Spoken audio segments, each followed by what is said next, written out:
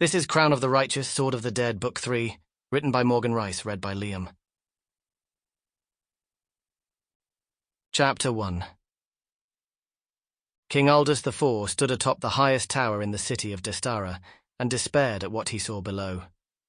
Once, he would have looked noble standing there.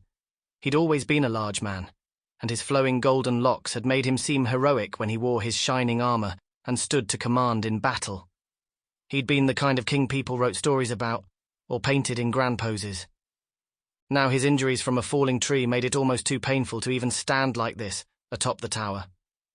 2 servants stood waiting to help him down the stairs, and he had his great sword with him more to use as a crutch than as a weapon to defend himself. Aldous leaned on that sheath sword now, determined to understand all that was happening in his city, in his kingdom. From here he could see the destruction that was being visited on his city by the barbarians laying siege to it. From here he could see the fires that raged in parts of the poorest quarters.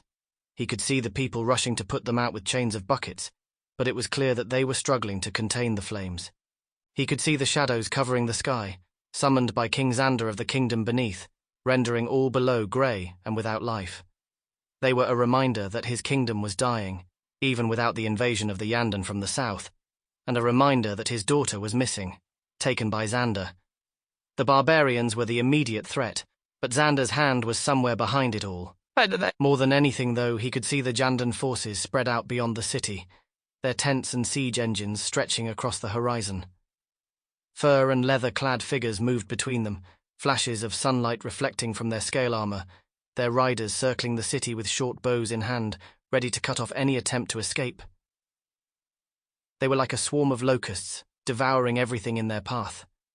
It wasn't just the Yandan now, though. The defenders of the city had been able to drive back the barbarians in their first big push 2 weeks ago, blockading the gates and reinforcing them.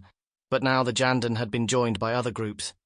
Triremes from the city-states of the south blockaded the harbour, preventing any escape, while mercenaries from the city-states had their own encampment, helping to apply crushing pressure to the city. Worse, Aldous could see the banners of several of his own lords there outside the city, helping with the siege when they should have been trying to lift it. Aldous felt fury at the sight of them.